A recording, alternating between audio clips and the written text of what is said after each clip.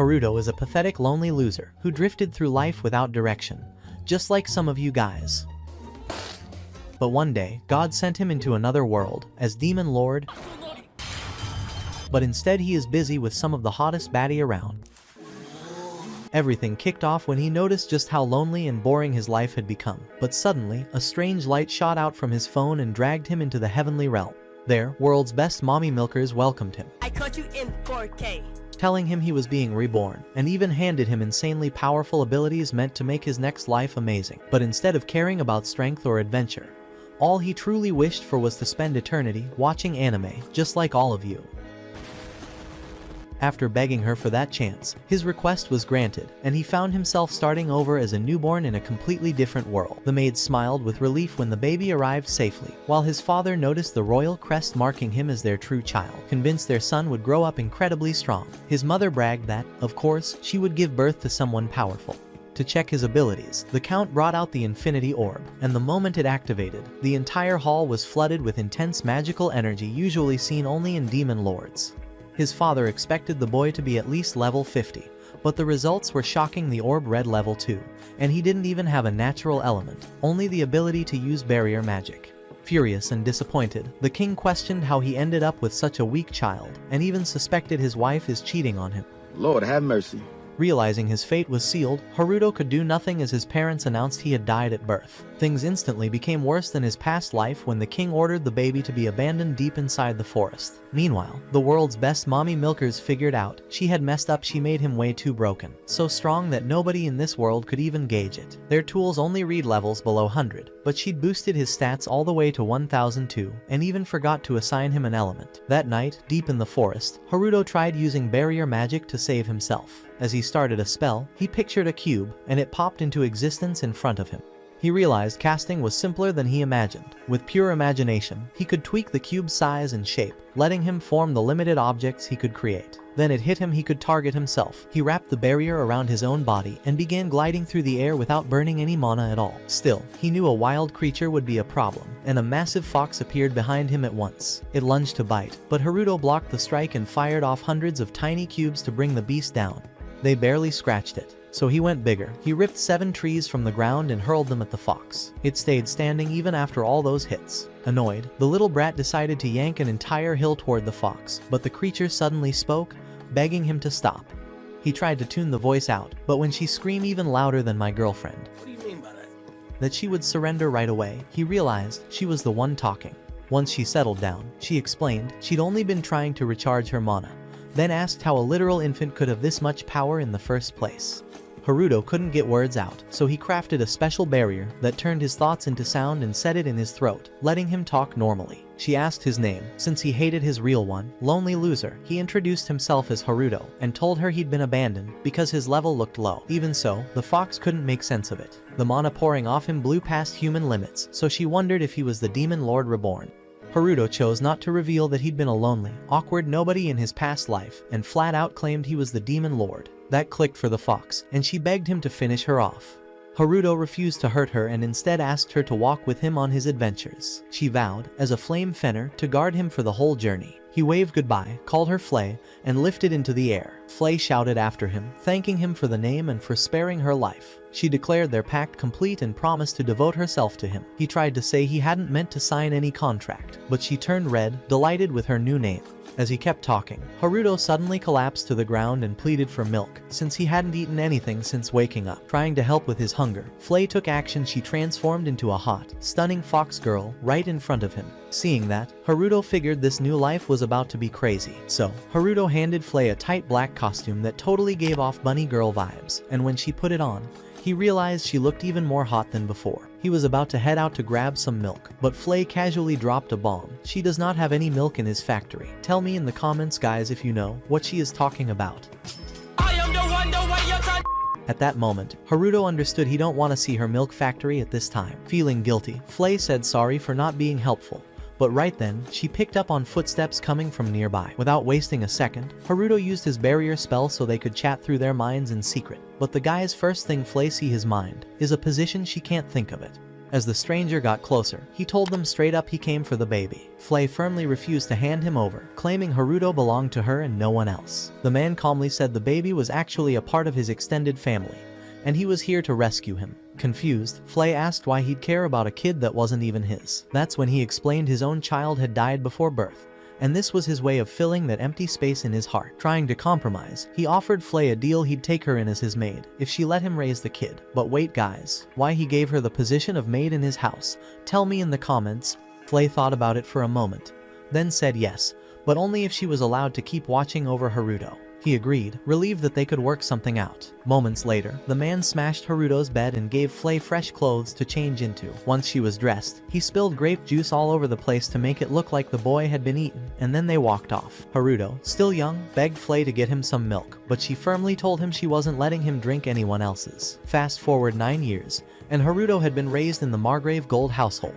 Originally, he planned to dip as soon as he didn't need milk service anymore, but he remembered his previous lonely life, and also the family was so good to him. He chose to stick around and live with them instead. But despite everything, Haruto's sister couldn't stand him, and that really got to him. He wished they had at least a little bit of a normal bro-sis love.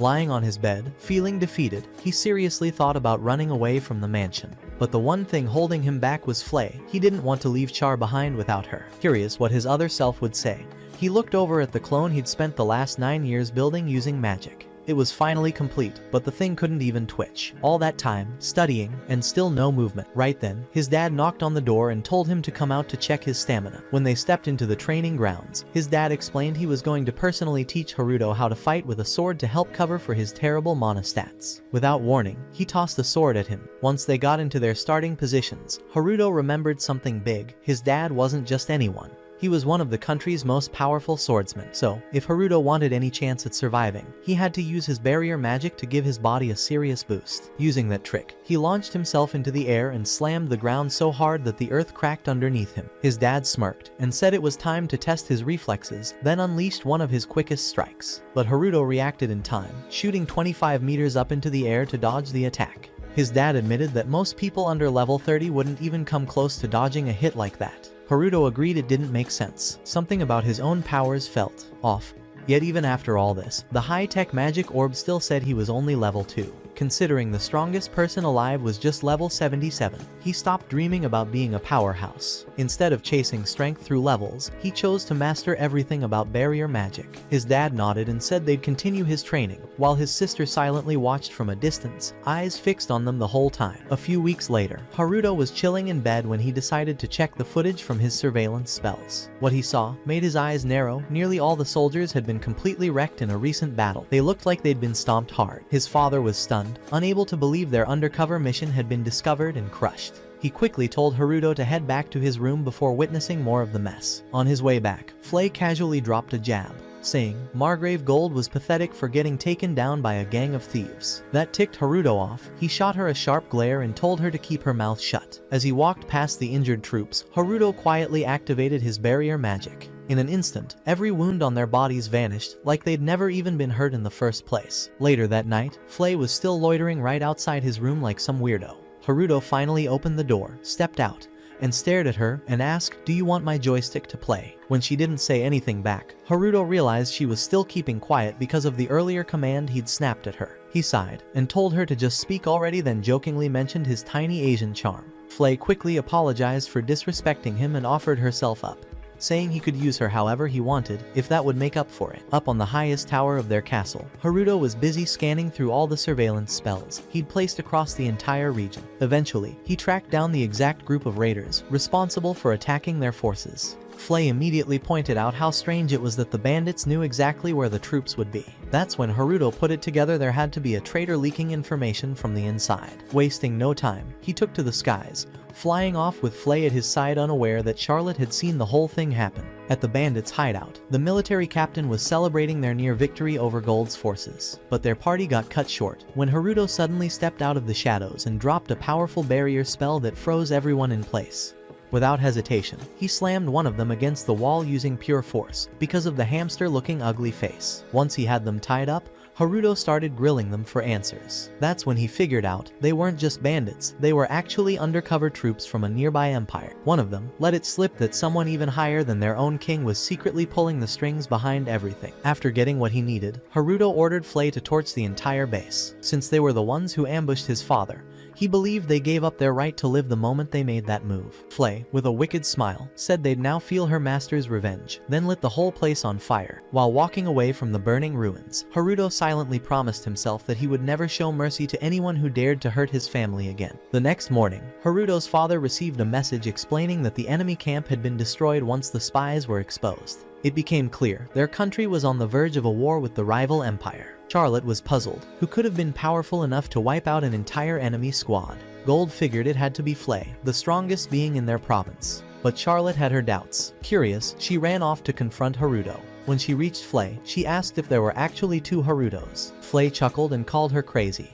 Charlotte then said she saw Haruto flying the night before, but also saw him asleep in bed. The odd thing was his aura didn't feel intense or threatening. Realizing what she meant, Flay explained that the energy she sensed was Haruto's infinite mana. From the day he was born, his power was beyond human limits, even the most feared demon lords couldn't compare. Charlotte asked if Flay knew who Haruto really was, but Flay dodged the question, saying if she stressed over stuff like that, she'd never grow bigger plot than her. After a restless night, Haruto got up needing to use the bathroom, and he could sense someone tailing him, thinking it was Charlotte creeping behind him again. He spun around to catch her, but she darted off like a ghost, vanishing into thin air. When he entered the bathhouse, Haruto figured she wouldn't dare follow him there. But to his surprise, he spotted her peeking from behind a column. As the days went by, she kept secretly watching him, always keeping her distance. Haruto never let on that he noticed, choosing to ignore it. However, on the 7th day, she didn't appear. With no one spying on him, he figured it was his turn to flip the script, so he started spying on her instead. Later on, Gold announced that Natalia and Charlotte would be heading to the yearly festival. Haruto told them to bring Flay along too, but quickly remembered she was out wiping out forest monsters, like it was just another chore. Charlotte kept giving him sharp looks, and Haruto, still stuck in his Siscon fantasies, felt crushed that his anime-like dreams were going nowhere. While lying in bed, his surveillance alarms suddenly triggered. A group of attackers was closing in on his mom and sister. Natalia rushed to defend Charlotte, fending off every strike thrown her way. But once she collapsed, a magic signal told Charlotte where to hide. Natalia, confused how her daughter knew the exact direction,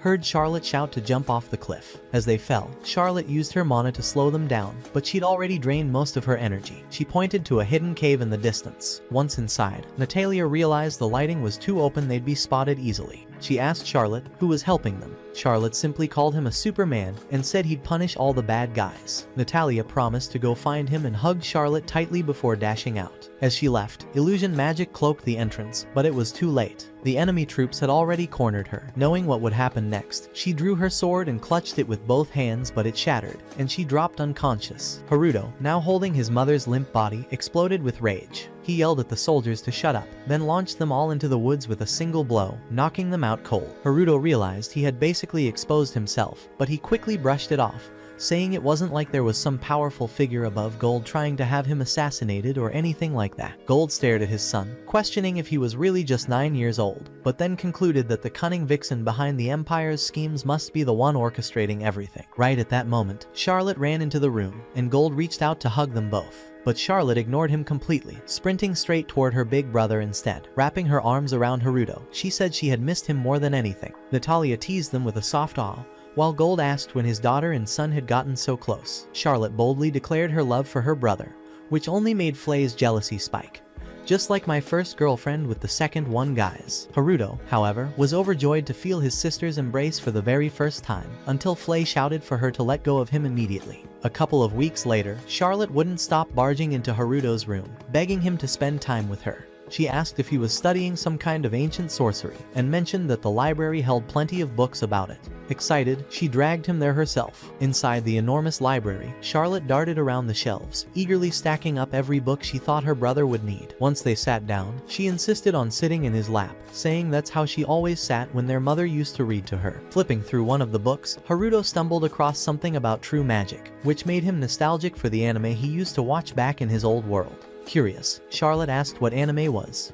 After some hesitation, Haruto explained it was like pictures drawn by artists that moved on a screen to tell a story. He got carried away, ranting a bit too long about the harem genre, and instantly worried she'd think he was a total weirdo. But instead, Charlotte's eyes lit up. She thought anime sounded like the most amazing invention ever. Haruto chuckled and told her she was absolutely right. She beamed, happy that she'd managed to brighten her brother's mood. 2 weeks later, Haruto went even further. He successfully built an internet connection through time travel and future. Charlotte scrolled through the website, and Haruto told her to pick out whatever anime looked the most interesting. She pressed play, and as the girl on the screen who strangely resembled her began speaking, Charlotte's jaw dropped. She couldn't believe her eyes.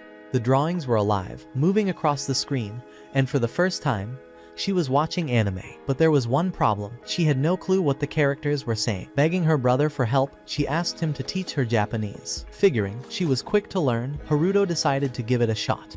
Shockingly, in just 2 hours, Charlotte had already memorized the full alphabet and was typing entire sentences into the cat-themed version of Google. Later that night, Haruto drifted off to sleep, only to wake and find Charlotte curled up right beside him. Meanwhile, their mother secretly peeked in, smiling as though her dream was finally about to be fulfilled. The next morning, Gold set out to eliminate the remaining thieves. Charlotte worried deeply for his safety and spent the whole day anxious. Haruto comforted her, reminding her that their father was far stronger than weaklings like them.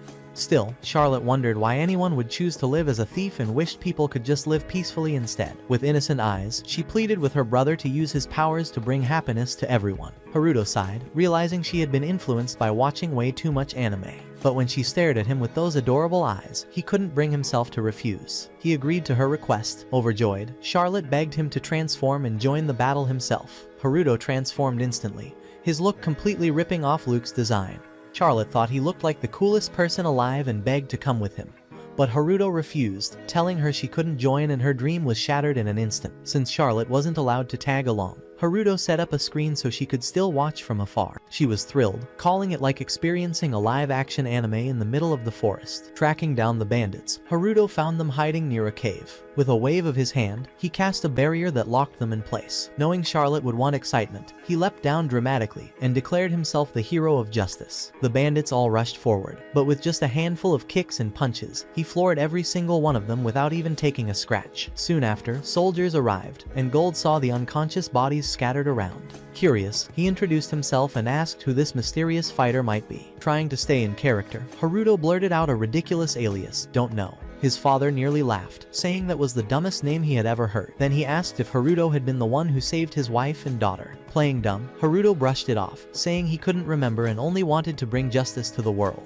But the second those words left his mouth, he realized how painfully cringe they sounded. Embarrassed, he took off flying before it got worse. When he returned home, he collapsed, his energy drained. But Charlotte begged him to keep helping more people, crushing what little motivation he had left. Fight after fight, Haruto unwillingly built a reputation as the Black Knight, which I called Guy's Batman, an edgy figure who ironically became his sister's #1 idol. Not long after, he finally completed his greatest creation, the robotic clone. It even spoke with the same tone and personality as him, exactly how he'd envisioned. To Haruto, it was perfect. He could finally take a step back and let it handle things. But one night, Charlotte sneaked into his room and froze when she saw 2 Harutos at once. Before he could explain, someone knocked at the door, telling him he needed to head out soon.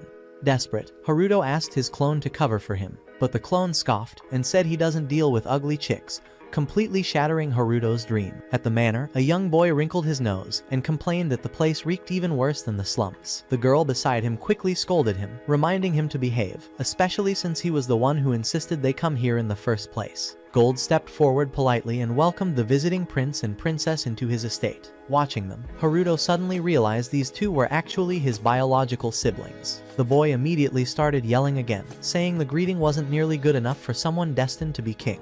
Gold apologized, but as the prince approached, he took one look at Haruto and assumed he was the weak, level 2 orphan Gold had supposedly adopted. With a smug grin, he challenged Haruto to a duel to put him in his place. They met out on the training field, where the prince bragged that he would hold back to keep things fair. When Haruto quickly checked his stats, he saw the prince was only level 9.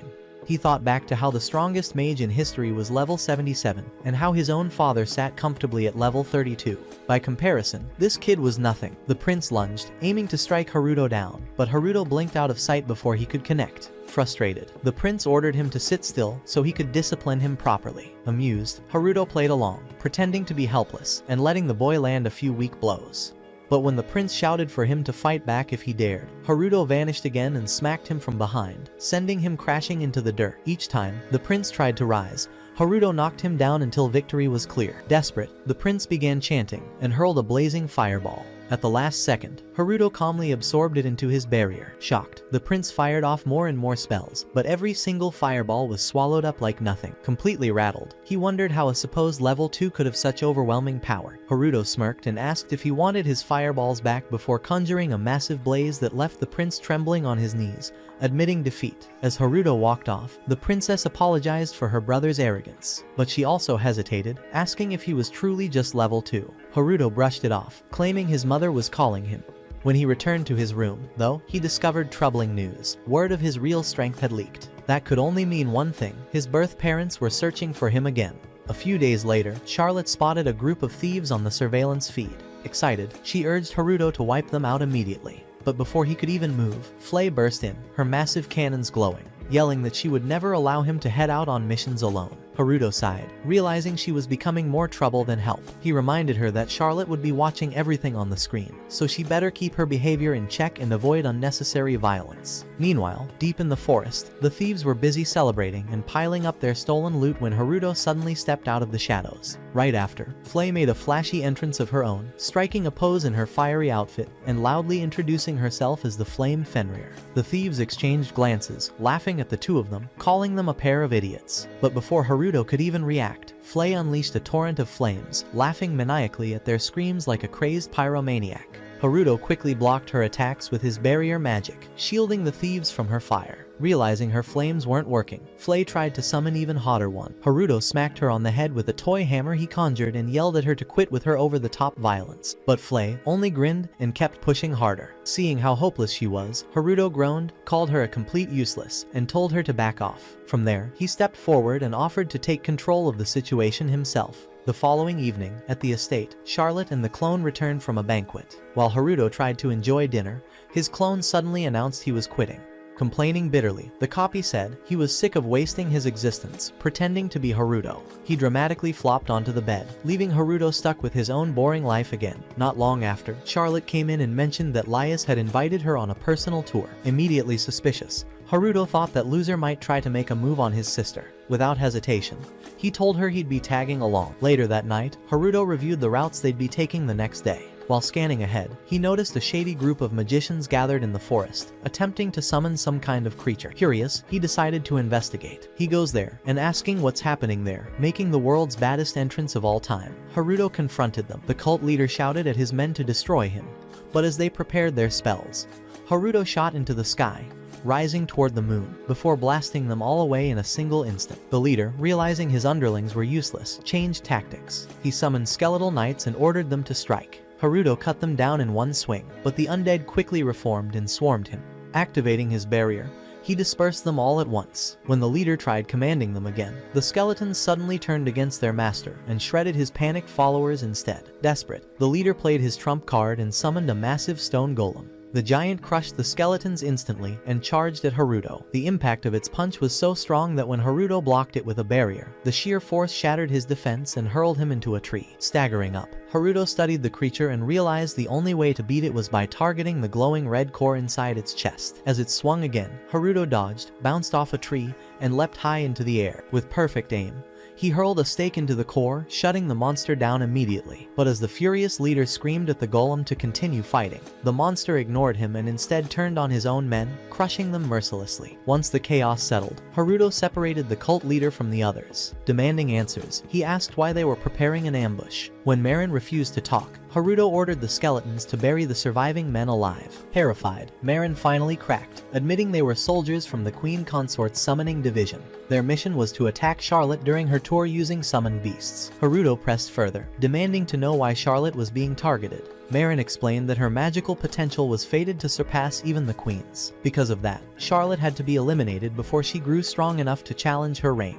Since the disguised Imperial troops posing as thieves had already failed, the Queen Consort sent her own personal unit to finish the job. In that instant, Haruto put the pieces together. His real mother had to be the Queen herself, the same cruel woman, plotting to kill the family that raised him. Boiling with rage, his aura darkened until it spilled out violently, forcing the golem to grab Marin and slam his head against the trees.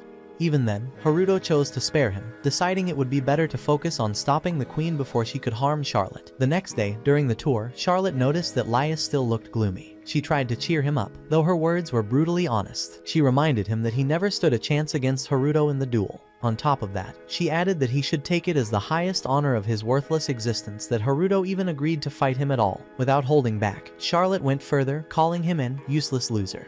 They soon reached the countryside, and while the others admired the golden wheat fields, Charlotte ran playfully across them. With her distracted, Haruto approached Gold to have a serious talk. He asked how he planned to protect Charlotte if the queen truly intended to have her killed. Gold grew tense and admitted he had already received a similar warning through an anonymous letter. Even so, he couldn't believe Haruto might be the Black Knight who had been secretly fighting crime. Gold explained that they weren't allowed to take direct action against the queen, as opposing her was forbidden. When Haruto asked why they couldn't just eliminate her, Gold clarified. The queen was the only royal left capable of holding the throne, the only figure preventing the kingdoms from plunging into war. With the king already powerless, she alone could enforce peace. She wasn't just any monarch either, once called the Flash Princess. She was the one who had slain the Demon King. That victory made her feared by every nation. Gold told Haruto the only path forward was to protect Charlotte, until she eventually surpassed the queen in strength and ruled as an even greater leader. Until then, Haruto's duty as her brother was to guard her with his life. But inside, Haruto believed that peace would only come once his real mother, the queen, was gone. Later, he found Charlotte again and realized protecting her wouldn't be enough. It was time for him to confront his biological mother directly.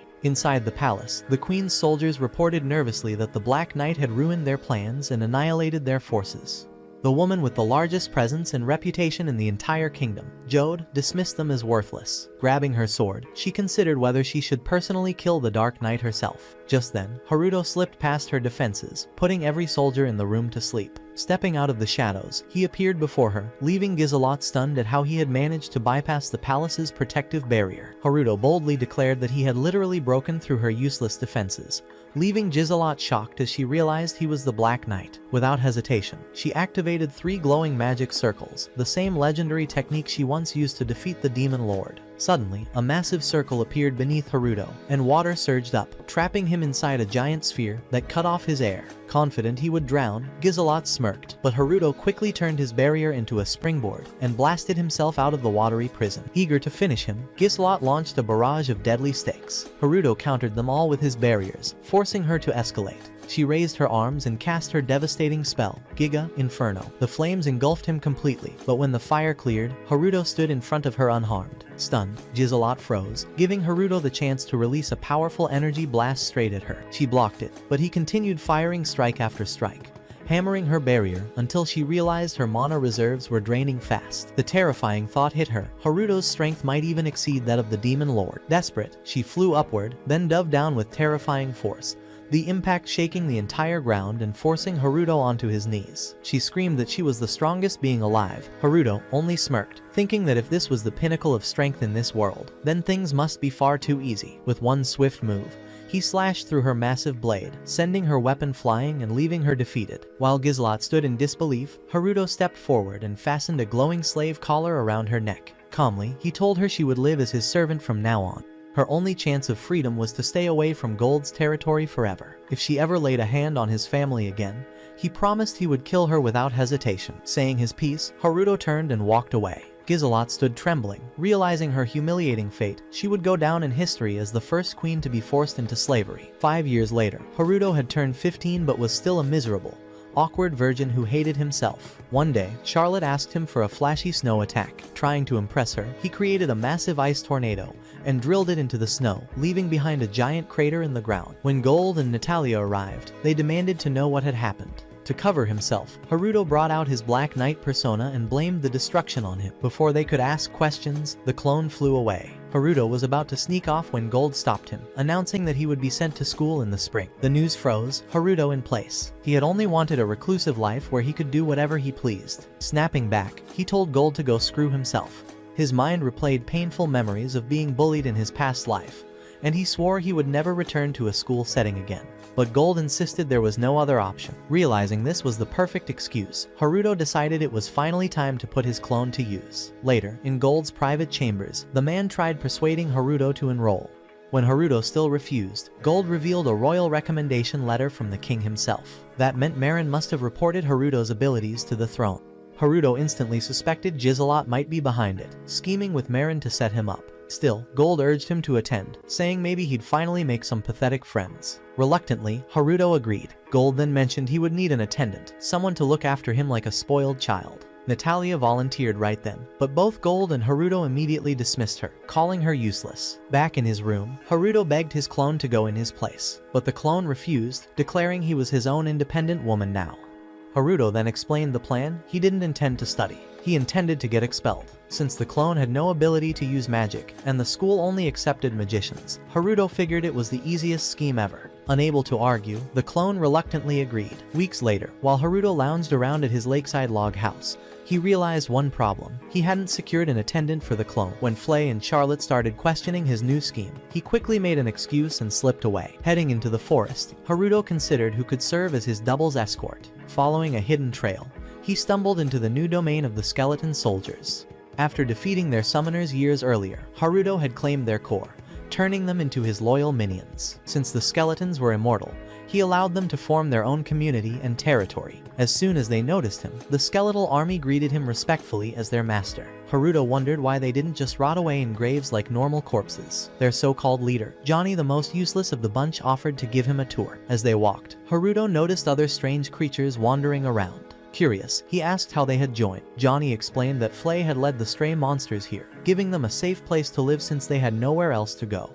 With their numbers growing rapidly, Haruto realized it was only a matter of time before the settlement expanded out of control. Johnny then revealed they had already built multiple new districts and invited him to check them out. When they arrived at a huge farm, Johnny proudly explained that this was where they grew their food. Haruto looked at the crops and frowned. For the rest of the tour, Haruto nearly died of boredom, while Johnny rambled on endlessly like the pathetic skeleton he was. Haruto briefly considered whether Johnny could serve as an attendant. With a bit of magic, he could probably slap some flesh onto those bones and make him look human, but he would absolutely need to silence his constant whining first. By sunset, Haruto returned to his log house, only to find Flay already waiting for him with her usual attitude. She demanded to know who he was planning to choose as his assistant. Haruto immediately knew she was the wrong option. Without holding back, he yelled at her, calling her too useless for the role. His words crushed her fragile pride, leaving her heart broken. Meanwhile, up in the snowy mountains, a group of adventurers discovered a blizzard dragon. Caught in the raging storm, they barely managed to stay alive. As the blizzard worsened, the dragon attempted to escape, but when its wing grazed the side of the mountain, a massive avalanche swept it away, knocking it unconscious. The next day, Gold shared the news with Haruto. He asked Flay to scout the dragon, but she refused instantly, saying she would never obey anyone but her master. When Haruto insisted, framing it as his personal command, Flay insulted the dragon instead, calling it a coward. She reminded him that the creature had hidden during the Great Demon War 1,000 years earlier, and claimed such a pathetic beast wasn't worth saving. Haruto realized there was no persuading her. As they left Gold's office, they caught Charlotte eavesdropping. She looked at Flay and begged her to help the dragon. To Charlotte, it reminded her of the helpless creatures from her bedtime stories, scared and alone. Unable to resist Charlotte's pleading eyes, Flay finally agreed. Soon, they set off into the mountains. On his surveillance screen, Haruto spotted the dragon, badly injured. At the same time, another group of adventurers approached, preparing to strike. Haruto urged them to move quickly to save it, but the adventurers reached the beast first, charging recklessly to finish it off. Haruto stepped in, kicking a one-eyed thug aside, and sending him tumbling across the snow. Declaring himself the Black Knight, he cast a rejuvenation spell that restored the dragon's wounds. Flay, eager to fight, immediately prepared to burn the adventurers alive. But Haruto raised his barrier to protect them, knocking them out without letting them be killed. As the dragon recovered, Haruto tried to introduce himself. Instead, the creature exhaled a chilling breath that encased him in ice.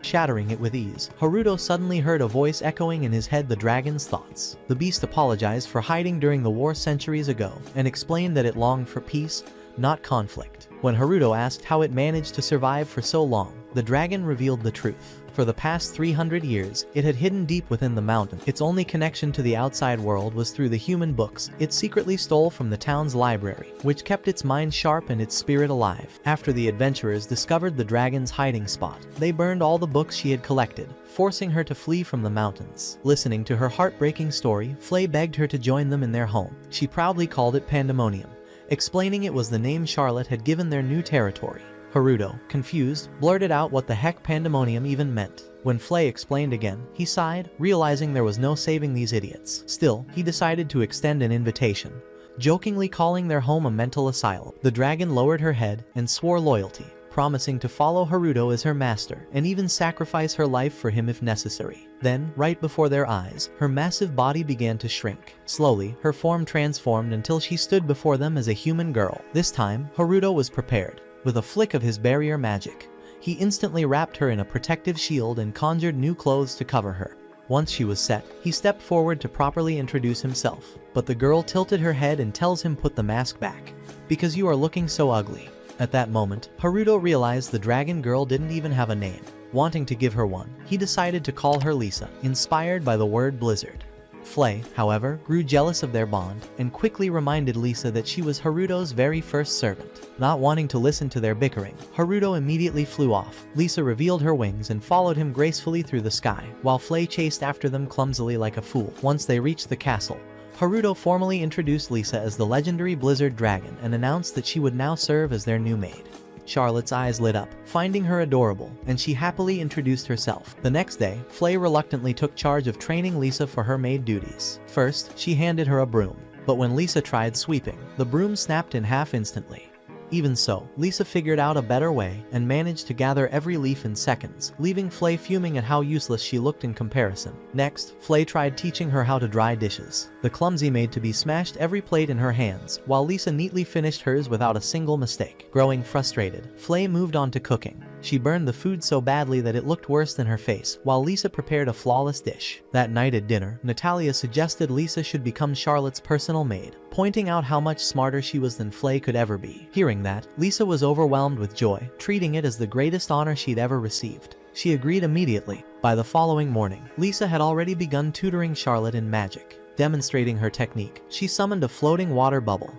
Copying the spell, Charlotte successfully created a small flame and was thrilled with her progress. When she expanded it into a fireball, Haruto was stunned, realizing Lisa was truly gifted as a teacher. Charlotte then shyly asked Lisa if she would be her friend, happy to finally meet another girl her own age. Lisa accepted with a smile, and the colorful sparks of their new bond brought Haruto to the verge of tears. He had never felt so moved. In that moment, Haruto knew Lisa was the perfect attendant he had been searching for all along. But not wanting to ruin her friendship with Charlotte, he came up with a plan. Once she revealed herself at the academy, he would teleport her back home, and that way, he could get himself expelled with ease. A few days later, Haruto finally told Charlotte that he would begin attending school the following week. Hearing this, she grew furious, insisting that school was nothing but a battlefield full of dangerous magic duels and lunatics with weapons. Panicking, she ordered Lisa to call for an emergency meeting. When the round table of hopeless misfits gathered, Charlotte broke the news. Flay, however, couldn't understand why Haruto hadn't told her directly.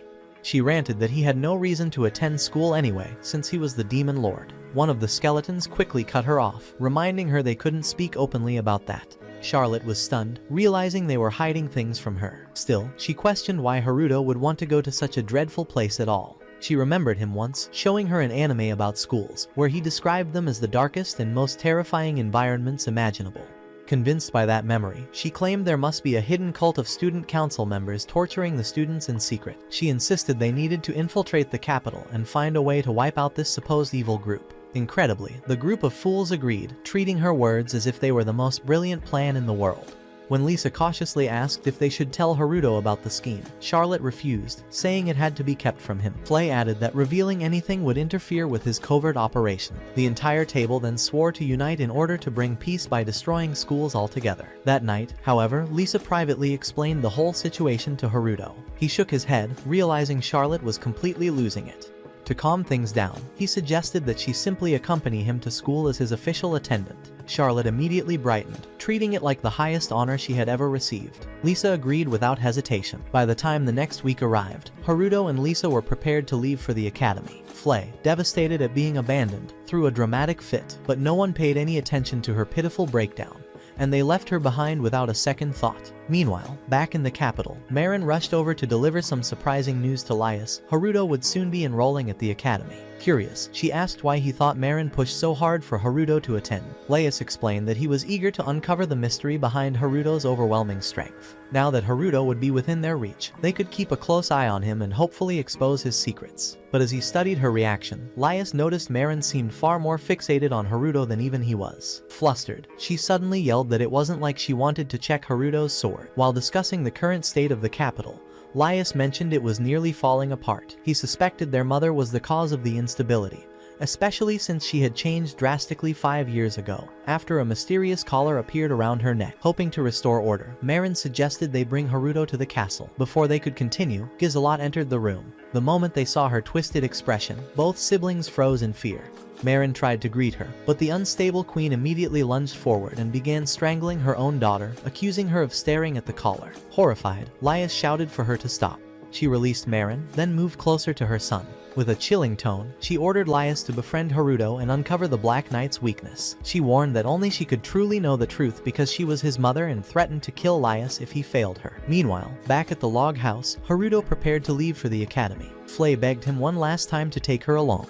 Haruto coldly told her that her useless face would terrify everyone, then stepped into a portal. On the other side, Haruto and Lisa walked along a cliffside, spotting the capital in the distance. As they admired the view, they noticed a group of travelers being chased by a rampaging bison. Lisa panicked, certain it would trample them. Haruto knew he had to act. Transforming into the Black Knight, he flew toward the beast. The wagon carrying the group struck a rock and skidded to a stop. Haruto quickly cast a flexible barrier, catching a child in midair and tossing him safely back into the wagon. Still, the bison continued charging like an enraged bull. In a desperate attempt to save the others, a young girl leapt out of the wagon, offering herself as bait so the rest could escape. Haruto paused, watching to see if she could handle it alone. She briefly managed to halt the beast, but it quickly overpowered her, flinging her violently across the ground. As the monster prepared to finish her off, Haruto swooped in, planting his foot on its head and knocking it out cold. The girl, stunned by the sight of him, stared in awe. Though shaken, she thanked the mysterious knight for saving her life. When Haruto noticed she was injured, he healed her wounds with magic. Overwhelmed, she whispered that he must be some kind of superhero. After a short while, Haruto used his magic to repair the damaged wagon.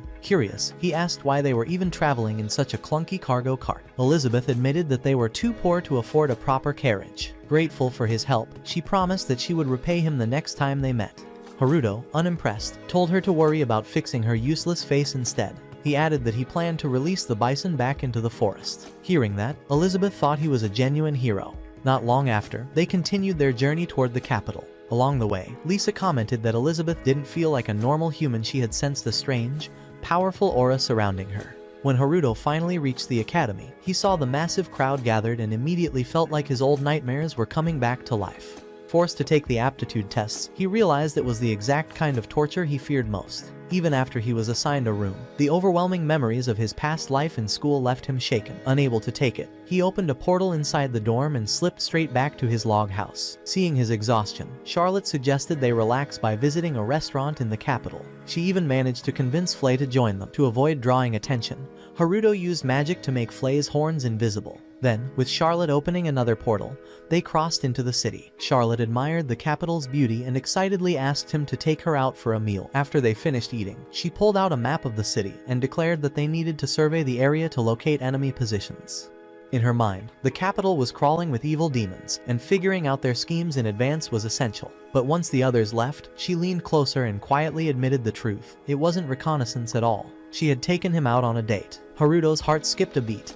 In his previous life, he had never once been asked out because of how ugly he was, so he could barely process it. All day, he simply followed behind her like an idiot. By sunset, as Charlotte hurried to another site, she accidentally bumped into a woman. Haruto immediately recognized her as Elizabeth. She paused, studying him carefully.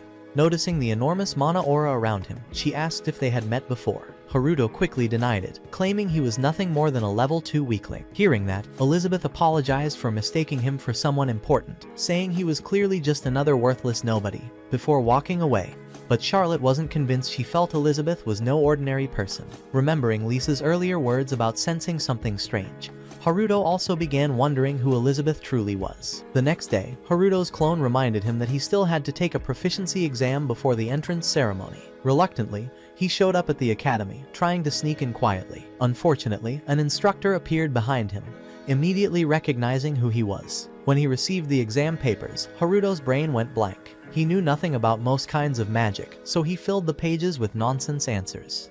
But then he reached the barrier magic section, the one thing he'd studied his entire life. Without hesitation, he answered every single question in perfect detail. By the end, he even overwrote his last response, completely forgetting he had planned to fail on purpose. After reviewing the exam, the instructor told him they still needed to perform a mana assessment. Haruto protested, claiming he was just a worthless level 2 nobody. The instructor didn't deny his looks, even calling him an ugly loser, but insisted they had to test his mana level regardless. A few minutes later, Haruto was guided into another office. At first, he assumed the instructor hadn't shown up yet and must have been invisible, but when someone finally stepped forward, he saw she was actually a short, rather unattractive woman. She quickly introduced herself as Terrietta, already aware of his identity. Haruto figured the crystal orb test would expose him as nothing more than a weak level 2 mage. Placing his hand on the crystal, he expected it to glow faintly. Instead, it burst with an overwhelming brilliance, so bright it shattered into countless shards. Terrietta froze, stunned by what she had just witnessed. Haruto's heart dropped, convinced she was furious and ready to expel him on the spot. But then, to his surprise, Terrietta spoke in awe. She declared that he wasn't weak at all, he was the strongest magician their academy had ever encountered. His test answers, she added, weren't ordinary. They could revolutionize the understanding of magic and even rewrite history itself. After returning to his private quarters, Haruto explained his newest scheme to his clone. The following day, as the double prepared to take over the role of Haruto, Charlotte handed him a special gun. She explained that Haruto had designed it to repel magical attacks. The clone, however, doubted whether he could even survive on his own. Once the entrance ceremony ended, he rushed toward his assigned dorm. On the way, he spotted a royal student surrounded by an entourage.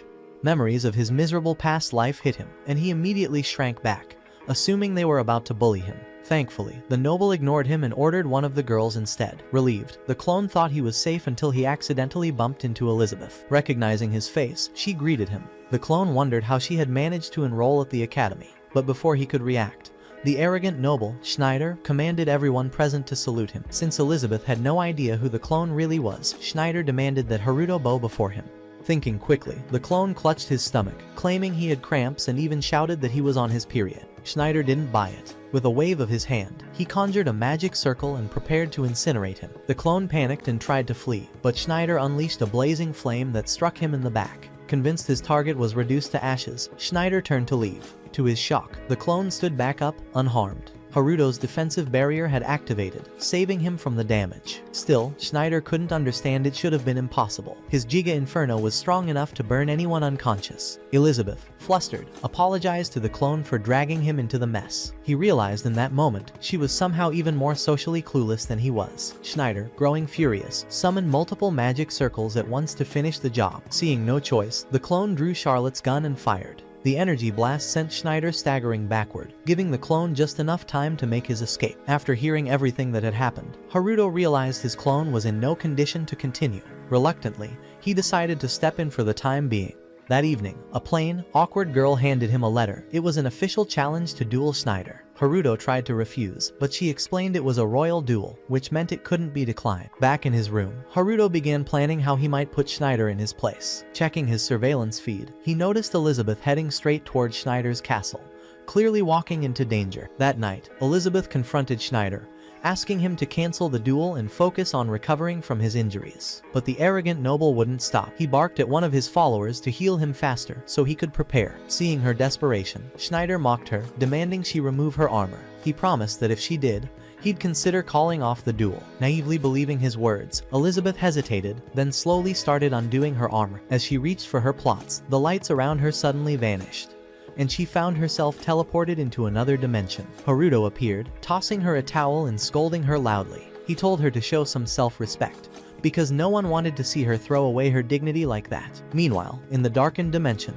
Schneider shouted in confusion, demanding to know how Haruto had dragged him into this place. Haruto appeared behind him, calmly explaining that they were inside a special realm of his own creation. When Schneider demanded to know who he was, Haruto answered with a single word: vengeance. Before Schneider could strike back, Haruto conjured a sinister eye on his shoulder. The cursed mark clamped down tight whenever he tried to cast magic, causing him unbearable pain. Haruto told him plainly that this was punishment for his sin. Then, with a cold warning, Haruto ordered him to stay in line. If Schneider valued his life, he'd behave himself for now, but Schneider believed Haruto was bluffing. He attempted to cast another spell, only for the cursed eye to dig deeper into his arm. The pain forced him to scream out in agony. By the time he was returned to reality, the surrounding students noticed his wound had worsened. When a girl tried to heal him, Schneider cried like a pitiful child. Even so, he swore that one day he would get revenge and uncover the identity of the Black Knight. The next morning at the academy, teachers praised Haruto as a hero, amazed he had supposedly resisted Schneider's magic. They whispered that he couldn't possibly be just a level 2 mage. Outside, Haruto overheard students gossiping about him as well. Some of the girls even made suggestive remarks, saying they wanted to experience his sword firsthand. Before he could slip away, Terrietta intercepted him. She apologized for the chaos the day before, then urged him to take part in her research program, promising to transform him into an ancient-style magician. Haruto bluntly told her to shove it. At that moment, Laius came running toward him, excitedly calling out. Haruto, annoyed, slammed him to the ground and demanded to know who this obnoxious idiot was. Marin quickly scolded her brother for always starting fights. Seeing her now more mature appearance, Haruto finally realized the boy pinned beneath him was Laius, so he reluctantly let him go. As Haruto questioned why they had even come, Marin explained that she wanted him to join her research lab. Laius immediately cut in, saying Haruto would be better off in his own group. Terrietta then raised her voice, declaring that Haruto was destined to belong in her course. Overwhelmed by the ridiculous shouting match, Haruto felt done with all of them. Just as the argument escalated, Elizabeth appeared and asked to speak with him. Grateful for the excuse to escape, Haruto quickly walked off with her. Marin stood fuming, glaring after them. Clenching her fists, she demanded to know who this ugly woman was that dared to steal her precious Haruto away. Once they stepped outside, Elizabeth turned to him and asked if he was the same fool who had bumped into her chest the day before. She commented that he felt like a completely different person now, since she hadn't sensed any mana at all back then. Hearing this, Haruto quickly erected a barrier around them to cover his tracks. That confirmed his suspicion. She wasn't an ordinary human if she could detect his aura, but Elizabeth immediately pointed out the barrier and admitted she could feel the immense power leaking out of him. Realizing she wasn't normal, Haruto bluntly asked if she was a demon. Elizabeth flinched at the question, startled, before insisting she was human, convinced she wasn't a threat. Haruto dispelled the barrier but told her to keep his secret hidden. She agreed, then suddenly asked him if he could teach her how to make friends. Confused, Haruto wondered why she would ask him that. Elizabeth confessed she had never had a single friend in her life. Abandoned at birth, she claimed she was able to talk from the moment she was a baby. Haruto thought her situation oddly resembled his own. She went on to explain that she had grown up in a monastery, where she was treated like an outcast and forbidden from making friends. Now that she was free, she desperately wanted to experience friendship for the first time. Haruto told her she had the wrong guy, because he is the world's biggest lonely loser. But Elizabeth smiled and insisted that he was perfect, because he was exactly like her. Realizing she wasn't trying to bully him or steal his lunch money like in his past life, Haruto figured she might actually be useful in keeping other lunatics away from him. So, reluctantly, he agreed to become her friend. Elizabeth's eyes lit up, and she said with joy that she had finally made her first friend.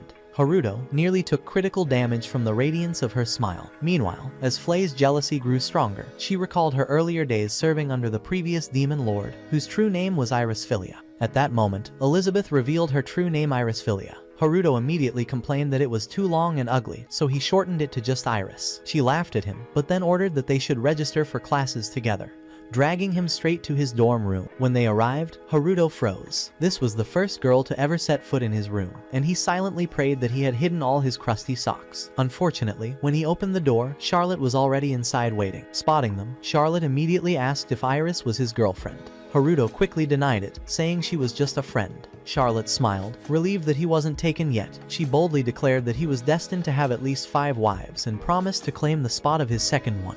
Haruto, however, thought it was only a matter of time before she grew up and realized how much she hated him. When it came time to fill out his course papers, Haruto gave up halfway through, too drained and uninterested to bother. Charlotte ended up completing them for him. Before she left, Haruto discreetly covered Iris's eyes so she wouldn't notice the portal he used. Once Charlotte was gone, he knew it was time to continue his real mission, finding a way to get expelled. A few days later, Haruto dressed for his first day of school. Charlotte explained that he had been placed in Class C, but if he impressed the teachers, he could be promoted up. What he didn't realize was that Charlotte had intentionally chosen upper-level courses for him. Looking at the schedule, Haruto thought this was perfect. Failing these classes would be the easiest way to get kicked out. When he arrived, the first person he ran into was Iris. He groaned, wondering why her face had to be the first thing he saw in the morning. She casually mentioned that she had been assigned to Class A, then hurried off. Lisa, watching from nearby, whispered her doubts again, asking if Iris was really human. Haruto reassured her that she was, though he admitted it didn't matter much since Iris wasn't evil. Walking into Class C, Haruto noticed all eyes turned toward him. The students stared in shock, while Haruto assumed they simply couldn't take their eyes off his pathetic body. Taking his seat, he prepared to tune everything out. But the teacher walked in and immediately announced that they would be holding an exam, one that would determine whether students would be promoted to higher classes. Haruto thought this was his perfect chance to get expelled even faster. If he wrote complete nonsense, he figured the teachers would throw him out immediately. But when the exam papers landed on his desk, he froze. The questions were ridiculously simple. He remembered studying this exact material back when Charlotte was younger. Suspicious. He assumed the teacher was trying to mess with them, so he filled in every answer without hesitation. When the exam ended, the results were announced. Nearly every other student had scored 0. The teacher, however, was stunned to see Haruto's paper. His score was far above average, making him look exceptional compared to everyone else. The teacher praised him openly, and the students around him even broke into applause. Haruto's stomach dropped as he realized the opposite of his plan had happened. Instead of failing, he had been promoted to Class A. Immediately, Laius and Iris rushed over, dragging him to sit between them. Before long, they started bickering over who should get the seat closest to him. Their argument was cut short when a new teacher walked into the room. She introduced herself as Oratoria. The moment Haruto laid eyes on her, he had a sinking feeling this was going to be far more hard than he had imagined. Tell in the comment guys what the thing he is talking about. At that moment, Oratoria warned the class that anyone unable to answer her questions would be thrown out immediately. To demonstrate, she pulled out a crystal orb and instructed Iris to place her hand on it. The orb glowed brightly, revealing that Iris carried all elemental affinities. However, her mana level was only 5. Oratoria explained that with training, she could help Iris raise her strength significantly. She quickly invited Iris to join her research group, but Iris nervously declined, saying she wasn't ready. Meanwhile, Haruto secretly activated his mana calculator to examine her more closely. He confirmed that Iris had no additional hidden powers. But when Oratoria suggested that abilities could be developed over time, Haruto countered by pointing out that they might also be concealed. Impressed, Oratoria's eyes widened. She declared that his insight was remarkable, calling him a rare and exceptional talent. She grew even more excited, convinced she had found someone extraordinary. Without hesitation, Oratoria began shaking him enthusiastically, begging him to join her lab. Haruto grimaced, silently wishing that if she were going to shake him like that, she would at least be shaking something else instead. The next day, they made their way to the research lab. The dwarf-sized instructor was pleased, proud that she had finally convinced them to join. While Haruto's clone tried slipping out unnoticed, they suddenly spotted Schneider bound in the corner of her office. Terrietta explained that he had been begging her to remove the cursed eye embedded in his shoulder. She had spent the entire night attempting spell after spell, but nothing worked. After careful inspection, she realized it was ancient magic. Her efforts showed the mark wasn't just clamped into his flesh, it had pierced him through an invisible barrier. Convinced this was indeed old magic, she pressed Schneider for answers. To force it out of him, she slapped him across the face repeatedly until he came to his senses. The moment he saw the clone, he roared, threatening to crush him. Terrietta silenced him immediately, telling him to shut his mouth. She revealed that the curse could only be undone by the original caster, then demanded Schneider reveal who had placed it. Cornered, he reluctantly described the Black Knight. Terrietta's eyes widened. She realized the mysterious figure had appeared in the capital at the same time Haruto had arrived. Suspicious, she turned to the clone and ordered him to confess. The clone stammered, insisting he wasn't the hero she thought he was. Unconvinced, she called him a liar and pressed him harder to reveal his secrets. Just then, the real Black Knight appeared. Announcing himself as the bringer of justice to the capital, Haruto declared he would eventually remove the cursed eye from Schneider's shoulder. But first, he demanded Schneider cancel the duel. With no other choice, Schneider reluctantly agreed. As Haruto turned to leave, he suddenly found himself caught in binding magic. Terrietta smirked, delighted she had managed to restrain him. Haruto quickly activated his mana calculator and noted her elemental affinity was a mix of earth and darkness. Terrietta stepped forward, declaring she had 1,000 questions for him. But before she could continue, Haruto broke free of the restraints in an instant. With one move, he flipped the tables, freezing her in place. He told her it was payback for daring to trap him.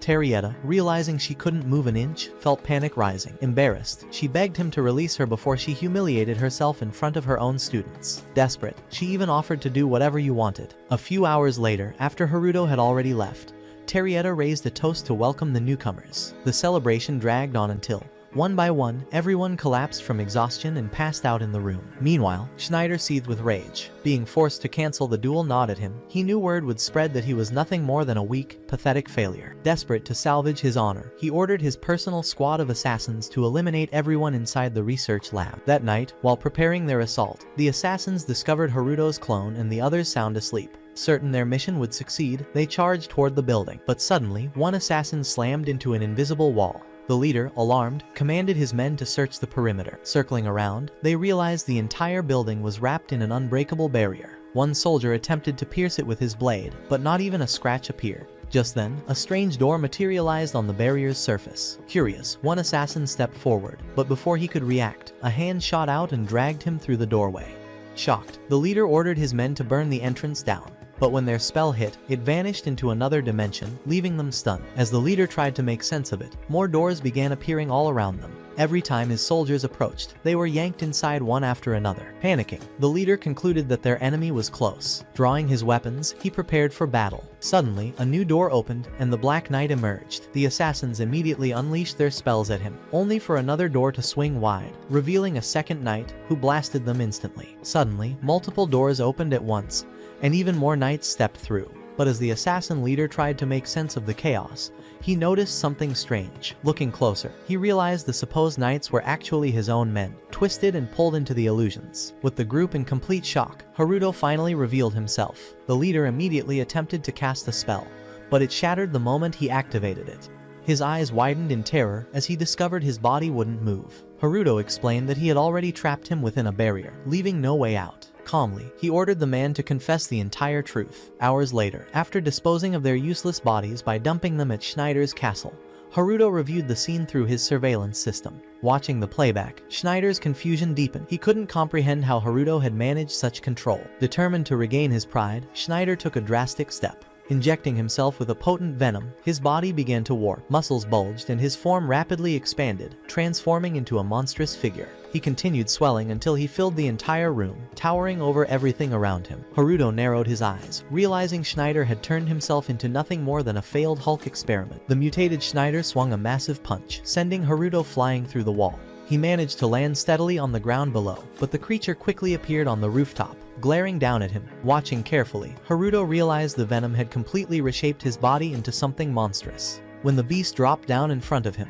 Haruto began thinking of ways to put an end to it. At that moment, Charlotte popped up on his surveillance screen. Refusing to stay in bed, she begged Haruto not to kill the creature. Reluctantly, he decided to respect her wish and focused on dodging its heavy strikes. But soon, one powerful blow shattered his barrier completely. Acknowledging that this monster was even stronger than the golem he had once faced, Haruto reinforced his defenses and launched a counterattack, striking it square in the chest. Yet, the giant barely flinched and responded by smashing him into the ground. Regaining his footing, Haruto quickly wrapped smaller barriers around its arms, tearing them apart. But to his frustration, the limbs instantly regenerated. At this rate, the battle would drag on forever. As he avoided another crushing hit, Charlotte suggested peeling away the creature's outer layer. Haruto admitted it was a smart idea. Summoning the thousand swords of purgatory, thick crimson clouds filled the sky as countless flaming blades rained down. The storm of swords stripped away the beast's skin, layer after layer, until Schneider's true form finally stood exposed. Still dazed, Schneider stared blankly, caught in a trance. Haruto offered him mercy, saying he would let him live. Terrified, Schneider staggered away, convinced the venom had driven him insane, realizing he would have to retrieve the venom before another abomination was created. That night, as Haruto's clone gazed out the window, a quiet thought crossed his mind. For the first time in his entire life, he was beginning to feel at ease in school, surrounded by people he actually cared for, and who genuinely cared for him. He realized he wasn't a lonely loser anymore. And that's it for today's video, guys. Watch the following video, and I will catch you in the next one.